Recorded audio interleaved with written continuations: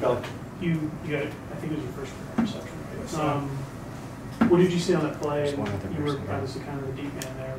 What were you seeing when the ball came? So originally there were 3 receivers running deep. I tried to play closer to the 3rd receiver, and I saw at the corner of my eye, my D-line was getting pressure, and the quarterback threw up a bad ball. So I speed checked. It was great coverage by KJ Wallace, and I just finished it off.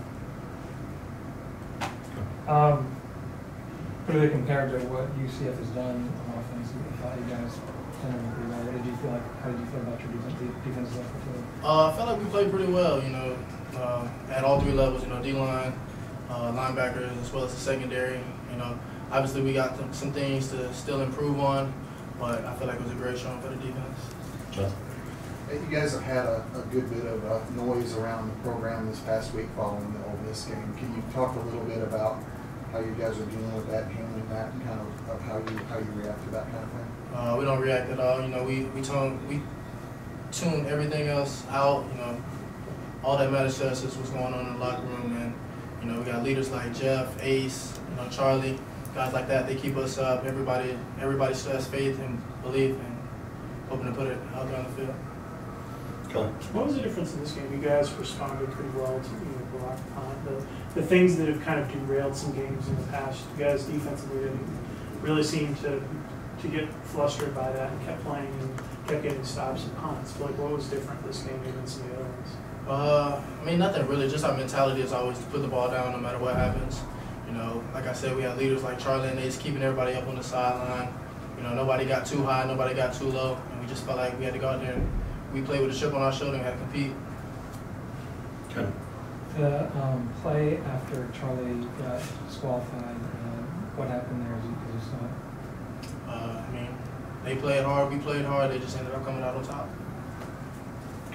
How much of that energy drain is that when that happens to Charlie, who's kind of is a racer guy and also very much kind of it seems like a leader on the field in terms of just his effort and plays against y'all? It always hurts when any player obviously comes out with a target in or injury or anything like that. Like I said, our mantra is always to put the ball down. No matter what happens, we got to go out there and compete every down. Anything else for LaMiles? Ken? Kind of a couple of things. The first drive, they were making all those 4th downs and you have the penalties. I'm just curious, kind of your thoughts on just how that went, but also how it seemed like you're behind you. Things happen in the game. Like I say, put the ball down again. Glad we were able to come out with just a field goal, no touchdown. And that just shows how much we care, the effort that the defense was willing to put in to make sure they didn't get in the box. Anything else? All right, thanks. Appreciate you. Okay, we'll go ahead and get this started with questions for quarterback Jeff Sims. Questions? Kelly, you want to get started? You guys got in the red zone 5 times today and didn't score. Just what was going on when you got down there? It seemed like it was different each of the drives, like kind of where things went off the rails. We just got to execute in the red zone. We did a poor job of executing. We moved the ball well, but we just got to execute in the red zone and finish drives. Next, Ken. Here's just the game obviously was close and a few plays in there could have made a difference. Like, what are your emotions right now?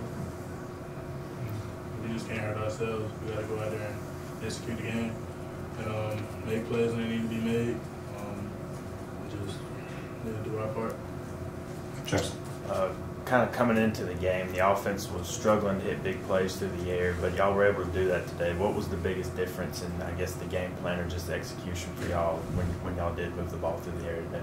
It was just a different level of focus throughout the week in practice, just going harder and putting ourselves in harder situations in practice so it's easier in the game. Jonathan. You guys have installed, obviously, new offense with Chip Long.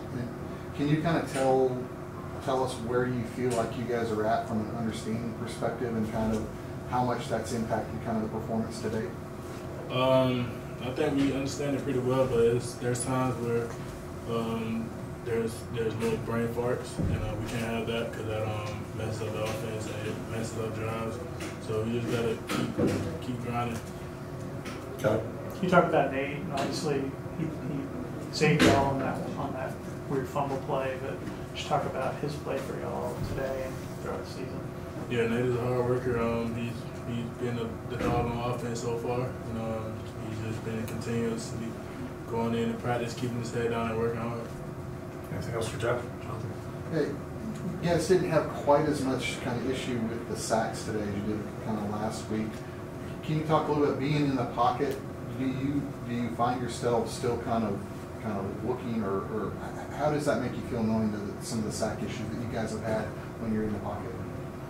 I mean, if I got time, I'm keep my eyes downfield and try to make the best out of what I have. But I mean, sometimes they're going to leak. You know, sometimes it's going to happen. So you just I gotta do a better job at avoiding the sacks. You know, stop holding the ball and get the ball out quicker, or just escape the pocket and avoid it. We'll wrap up with Kelly and then Ken. With the reads and even the run game, it's kind of been inconsistent. You guys will get bottled up and then you'll break off some runs here and there, but there's not a lot of the 5-6 yard runs going on. Where do you see kind of the issues with the run game? Is it reads? Is it guys just not having a way to operate, or defense reading things well, or just kind of what you're figuring out there? I just think everybody got to do their 111. I mean, sometimes when the run is not good, it's just because one person is out of line. But we just got to do a good job at doing our 111s. Ken? I think your last run in the game was 4th down, and you weren't able to get to the slightly out of bounds. Is that something where you just couldn't feel like you could get there? Yeah, I feel like I couldn't get there, and there's like three defenders coming at me. So, I mean, yeah. Awesome. Thank you, John. Thank you. Okay, we'll go ahead and start with wide receiver Renee McCollum. Jonathan? The play where you knocked the ball out after Sims fumble, can you kind of talk about what made you kind of do that and kind of what you were thinking as you were running? Yeah, man. You know, ball came out, and I actually seen it late. You know, just never give up on the play. Just try to make a play, you know, get them out of bounds. Kelly? You guys got in the red zone a lot, but couldn't punch it in. Those 5 trips and no points. Just where do you think you guys were kind of not executing down in the red zone? Man, like you said, we got to execute at the end of the day. 5, like you said, 5 times. Yeah, 5 times. Yeah, I feel like that's unacceptable. We have to execute. Ken?